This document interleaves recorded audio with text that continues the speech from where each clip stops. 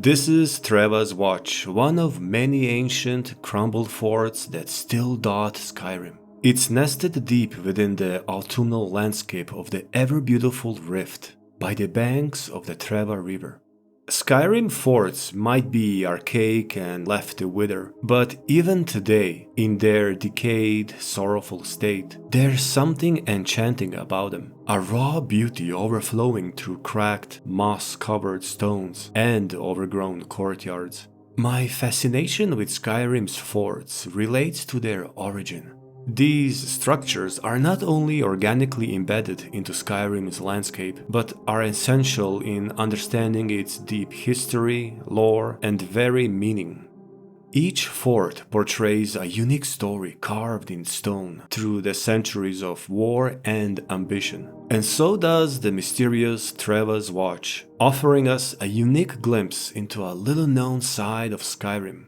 Unlike many other forts that are most commonly occupied by the current strongest group of outlaws, Treva's Watch claims a legitimate rightful owner. And again, this is a very rare, if not unique case in the entire game.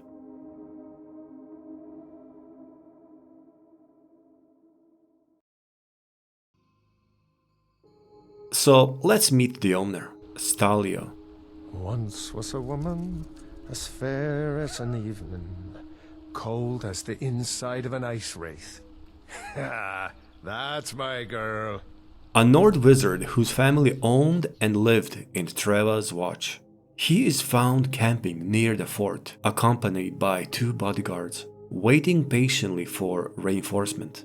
Stalleo is in a pretty bad situation. You see, during his absence, where he was helping with the war, a group of bandits led by someone named Brurid seized the fort and kidnapped his family. You're as good as dead. Stallio's attempts to retake his home were futile. What's that? With each assault reducing the number of his men, leaving Stalleo with only 2 bodyguards by his side. Needless to say, Old Wizard is in a pretty rough situation. So at the moment of our arrival, Stalleo is awaiting a group of mercenaries. And it's amusing to know that we, in a way, took someone's job. Finally, reinforcements have arrived. I was expecting more, though. It better be good. We are never told why exactly Brurid assaulted the fort and kidnapped Stallio's family, but there are hints. The place is crawling with bandits. We lost some good men trying to take it earlier. I suspect Brurid planned this. There's been bad blood between us since the king's death. But to invade my home, kidnap my family... There seems to have been some bad blood between them. However, Stalleo will refuse to elaborate any further on that topic. He does mention that the king's death started their conflict, and I can only assume that it's High King Torygg, whose death occurred only a few months before the start of the game. It stands to reason then that Stalleo and Brurid support opposite sides of the ongoing civil war. Now, once we offer help, Stalleo will share a little bit more information about Brurid, calling him a rogue mage who defected at the beginning of the war. He's a rogue mage who defected at the beginning of the war.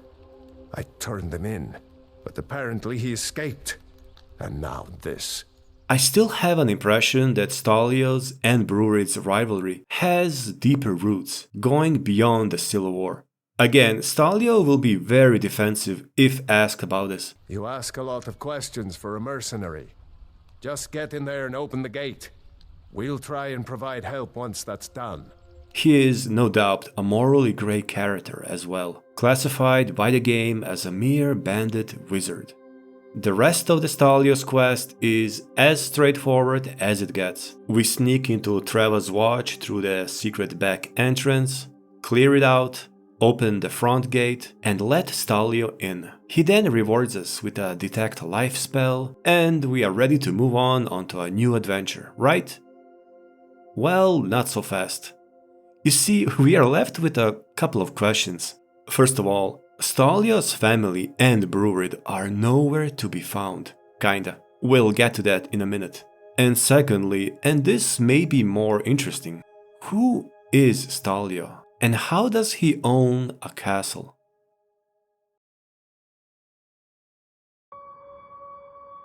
We are going to try to provide some answers because I really enjoyed this mysterious encounter. And as I said, I think that it offers a unique, valuable insight into everyday life in Skyrim. Let's talk about Stallio's missing family first. Inside Treva's Watch, there are 3 bodies, an Imperial and 2 Nords, thrown into a storeroom. We have no information about them, except that they were most likely killed by the invaders. But are they Stallio's family members? Or servants, members of the household? And confusion arises from the fact that we cannot bring this topic to Stalleo. Thank you for your help. Did you see my family inside? Hopefully they made it to safety before the attack. I'll begin the search after a quick restock. Anyway, here is your reward. Thanks again. As soon as we meet him in the courtyard, our only option is to tell him that we did not see his family, which can only mean 2 things. These are not Stallio's family members, or it's unfinished or cut content. It's all too easy to brush away Stallio's quest as yet another example of Bethesda's cut content. After all, there are elements of missing content in here. For example, originally Stalleo was supposed to award us with a unique spell called Spectral Arrow. Instead, we are given the Detect Life spell. My problem with the cut content theory is that Stalleo already has this recorded answer. Hopefully they made it to safety before the attack. I'll begin the search after a quick restock. In other words, this was Bethesda's intended choice for the quest's ending. Otherwise, why would it be recorded? And also, we have no reason to lie. Nothing prevents Stalleo from entering Treva's Watch and discovering the truth for himself. So again, lying doesn't benefit us. Which is why I believe that these bodies belong to the servants. And I think it's highly unlikely that invaders would simply murder Stallio's family members, when they could be much more valuable as hostages. And we also know that Brurid is, in fact, in Treva's Watch. We can overhear bandits fearfully talking about him, implying his presence at the moment. Funny, coming from a woman whose breath smells like she just kissed a drogger. Would you two shut up before Brurid hears you messing around? And this isn't that uncommon. There are other examples of bandits mentioned by name through dialogues and journals, while at the same time being labeled as generic bandits in the actual game. Like for example Rodolph of the White River Gang. Another interesting thing regarding Treva's Watch is the presence of not 1 or 2, but 3 bandit chiefs, including a wizard by the Arcane Table, who fits the description of a rogue mage. So we can assume that he was supposed to be Brurid. And in any case, that leaves us with a problem of missing Stallio's family. So, where are they? Well, Stalleo hopes that they might have escaped on time, and that is possible. Although it's awful that they left the servants behind. And we might never find them. That's kind of the charm of this story. I know it may sound like a cop-out, but a healthy dose of unresolved mysteries greatly benefits games like Skyrim. Not everything needs a clear, absolute resolution. It's the mysteries and secret plots that keep us interested in these storylines after all. Speaking of which, I'm actually more interested in Stallio's own background. Owning a keep, or family castle as he says, is truly rare if not unique in the entire game. Besides Jarl's, obviously. So what's that about? I will take back my family's castle. Well, first of all, we should make sure that Stalleo speaks the truth. I found some old comments claiming that Stalleo could be lying and using us to take over a keep for himself, but that simply doesn't work for me. First of all, we can overhear a conversation between Stalleo and his bodyguards from a distance, in which he says the following. I returned from the war to find my home overrun with bandit filth. Help will arrive soon. Agreed, we can't afford to try again. I returned from the war to find my home overrun with bandit filth. And secondly, he's willing to give away all the treasures within Treva's watch, only to be reunited with his family and his home. Something that a mere bandit planning on overtaking a fort certainly wouldn't say. No, Stalleo is a desperate man ready to fight for his cause to the very end. In order for Stalleo to have all of this, a family castle and a private band of mercenaries, he must be wealthy. So, is he a noble? Maybe he belongs to a prominent clan affiliated with the Treva's Watch. Now, according to old customs described in the book Rare Guard, which is by the way found in the game, anyone who occupies a castle for more than 3 months would be granted the rights and titles of that estate. Now, we don't know if these customs established during the reign of Uriel IV are still maintained in the current 4th era, but at least we know that they were at some point, and maybe Stallio's family acquired such a title during those days. And speaking of nobility in Skyrim, it's all fairly simple. Jarls sit at the very top of the hierarchy, as they basically own all the land. So, for example, Jarl of Whiterun owns all the land of his hold. It's my mill. Some folks thinks it's my town too, but it ain't. The Jarl in Whiterun owns the land and the town. I just pay the taxes. And then there are Thanes and prominent clans, carrying more or less political power and influence. And somewhere below them are wealthy landowners and merchants, like Rorik of Rorikstead, who, while owning farms and entire settlements, still pay taxes to the Jarl. This is important to mention because Treva's Watch, being situated in the Rift Hold, is under the authority of the Jarl of Riften, who is by default a Stormcloak supporter. And as we know, Stalleo has just returned from the Civil War. So I think it's fair to assume that Stalleo fought for the Stormcloaks as well. After all, he acts and looks like one, no offense. Although it's interesting to note that he had an imperial servant. So, to conclude, Stalleo is a member of a more prominent Nord clan residing in Treva's Watch, tasked with keeping the peace in this area. His castle is rather huge and well supplied, with a number of rooms and beds, lots of storage, a large kitchen, and a tower fit for a wizard. I suspect that, lore-wise, Treva's Watch must be supplied by a number of surrounding farms and hamlets. There was a time when Skyrim was full of petty kings and lords, ruling more or less independently over small territories. These warlords often possessed immense magical power and a thirst for esoteric knowledge. In a way, Stalleo is a distant, faded echo of this tradition.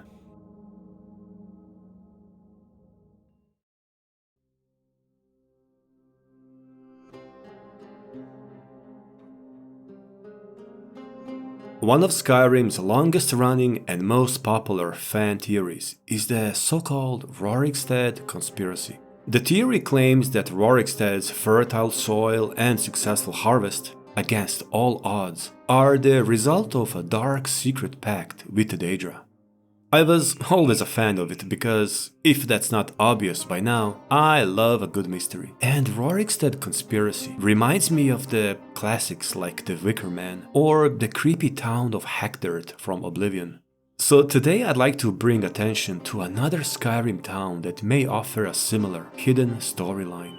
It might not be as convincing or intriguing as the Rorikstead conspiracy, but I do find it interesting and worthy of telling, and it's also much less known, so why not?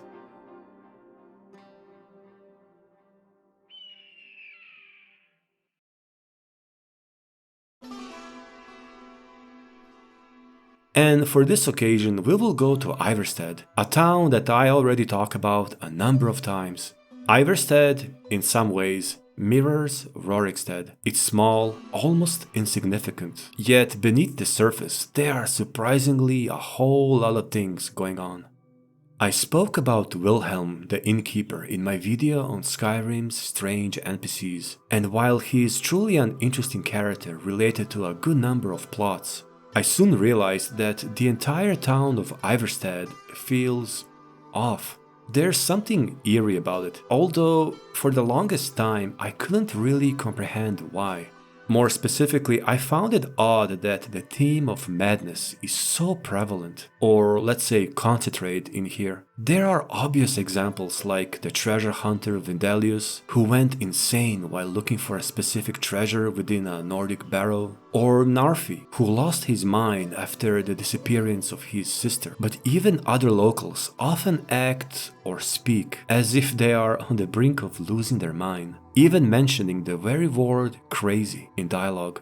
For example, Temba Widearm, who's experiencing some bear-related problems. Can you believe it?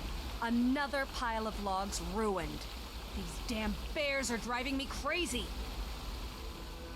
Or Haftor, owner of Fellstar Farm, who's dealing with some family issues.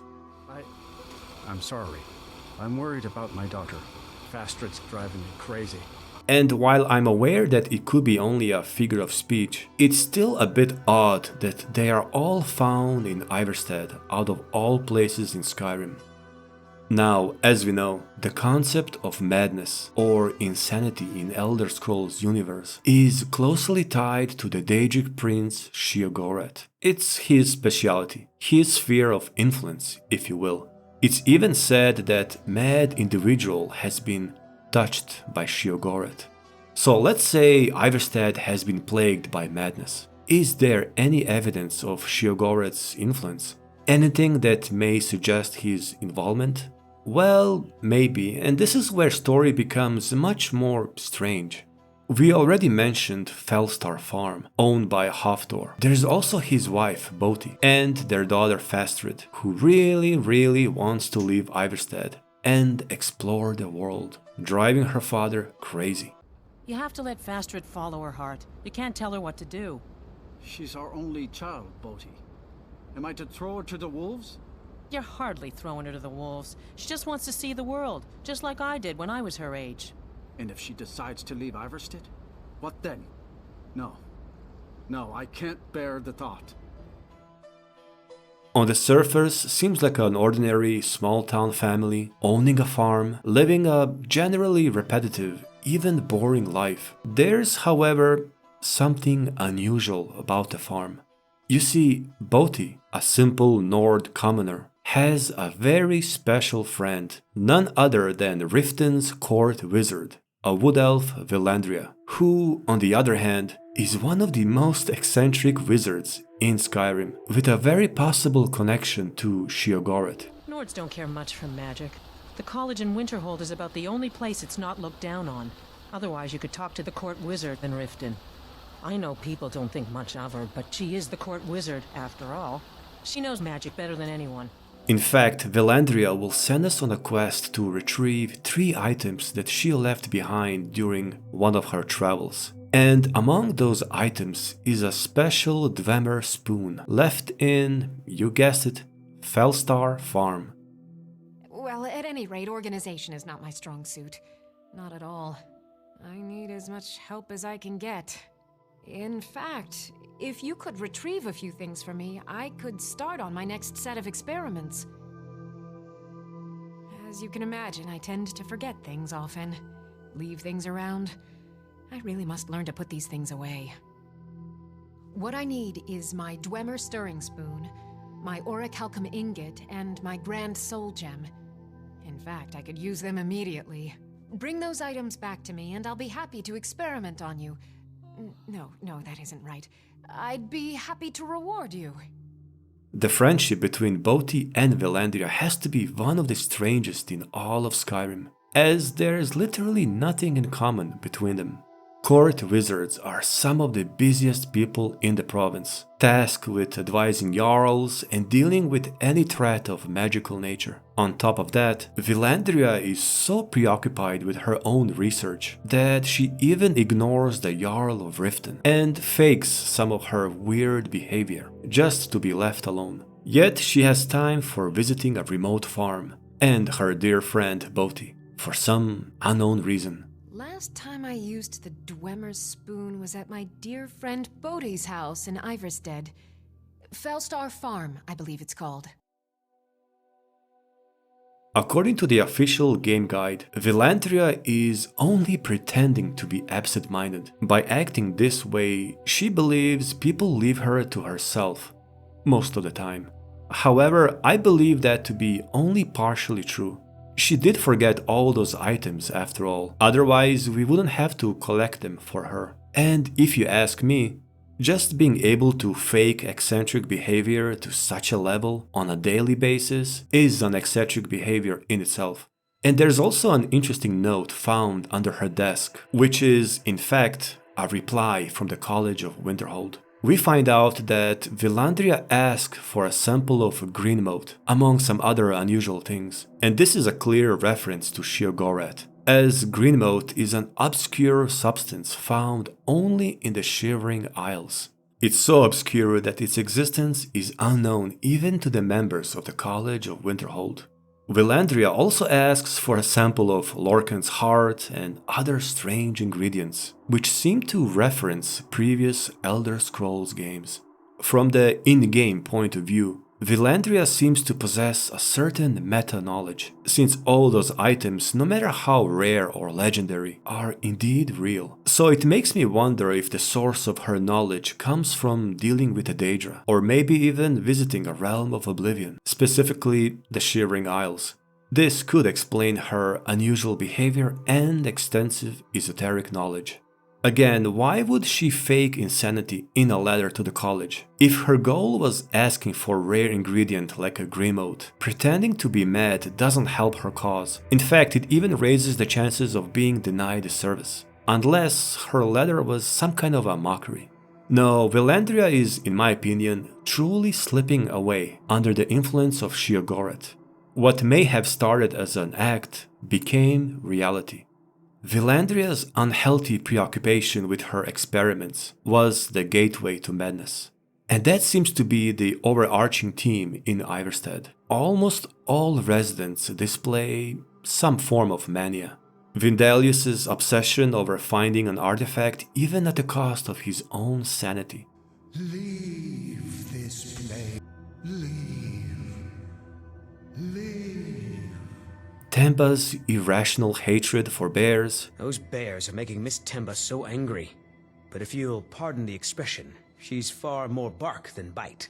Hoftor's paranoid obsession over keeping his family together in Ivarstead. Any idea how I can get my daughter's head out of the clouds? I'm sorry.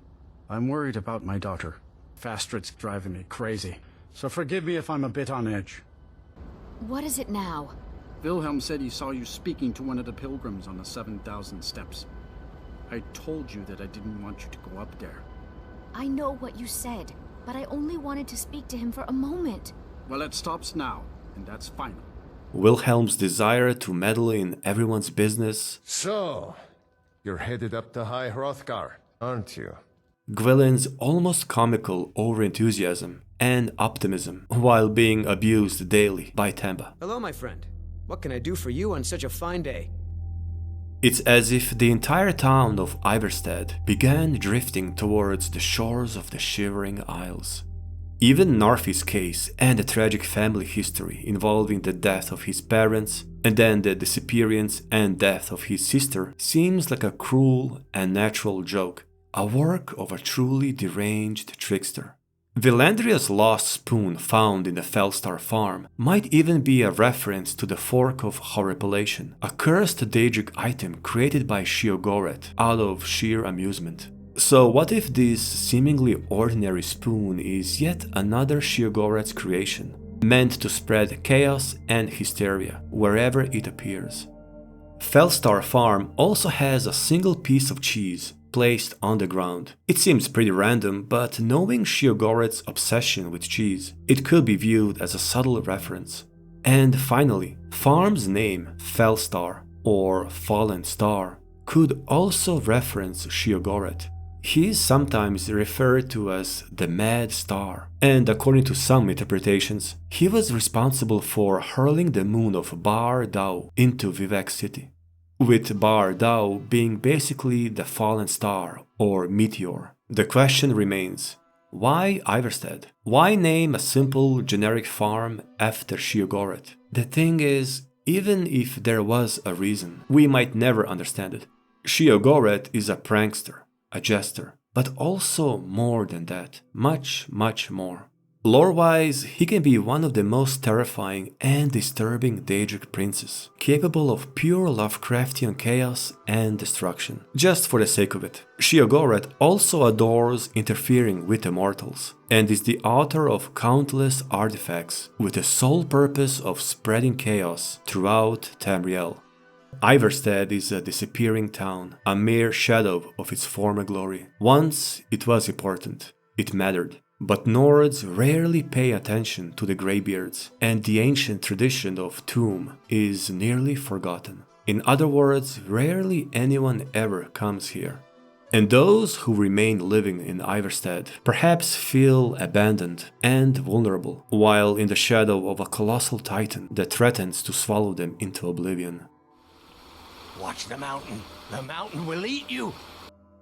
I believe that remote, tired towns and small, fading communities, like Ivarstead, a perfect playground for a mad jester god. Someone like Sheogorath wouldn't miss that chance, and all he needed was a carrier, someone deeply touched by his divine spark of madness.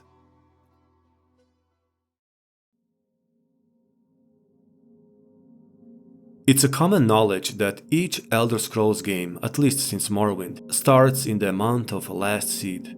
Skyrim begins on the 17th of the Last Seed, corresponding to the 17th of August, which means that Skyrim, as it's shown in-game, is locked in deep summer. The game obviously doesn't have a working season mechanic, but it's implied that Skyrim has a standard change of seasons, just like every other province of Tamriel.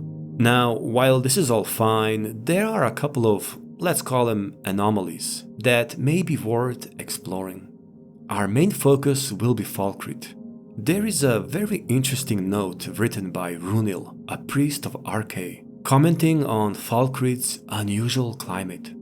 Runil himself is a rather fascinating character, and while his journal is full of insightful ruminations on life and death and the passage of time, we will again focus on his specific remark on the weather.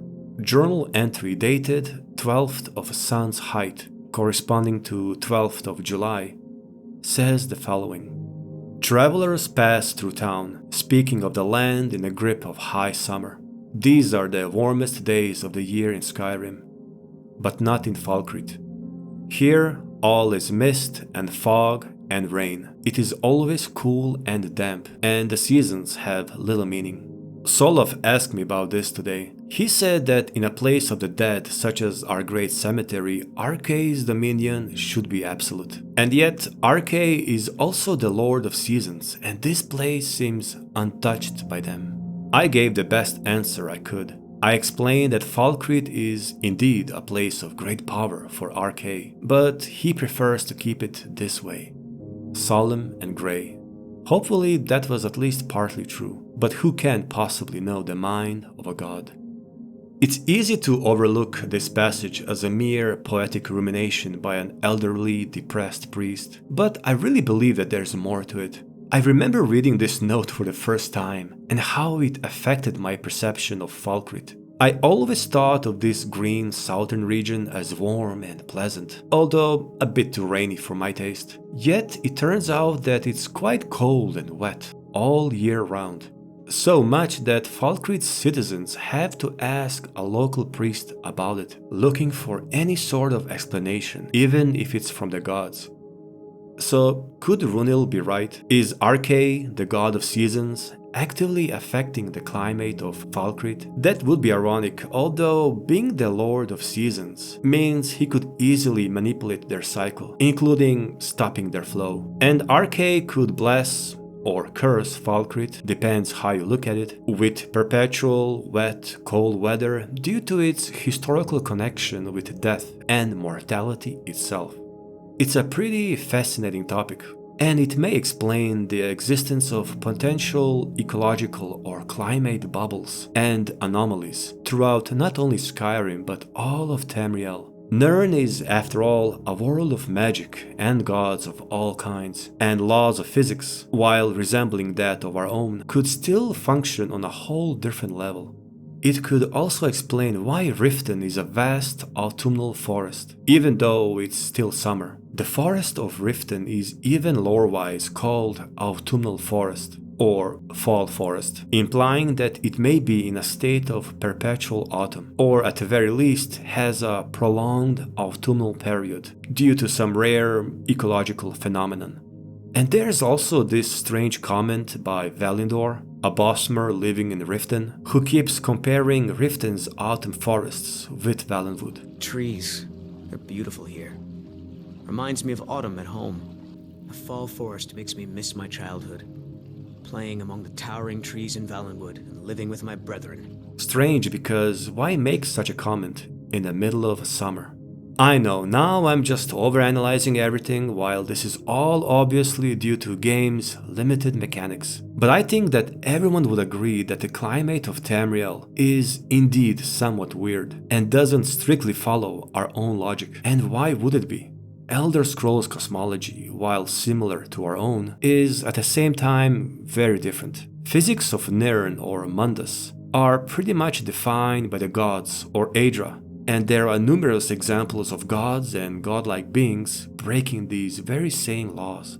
In the end, this may also be due to the theorized upcoming Ice Age. We talked about it in the previous video, and lots of comments were, surprisingly, in support of this theory or hypothesis. Maybe Falkreath is getting colder because Skyrim is cooling down. Cyrodiil was once a jungle, until it wasn't. And that too was supposedly altered through divine intervention. And by that I mean Talos. With that said, we came to an end. I hope you enjoyed today's little presentation. I had tons of fun exploring these subjects. So let me know what you think and if there's any other Skyrim mystery that you'd like to see here. If you like my content and want to support my channel, feel free to subscribe, comment, or perhaps join my membership or Patreon. Thank you all for watching, and I'll see you soon.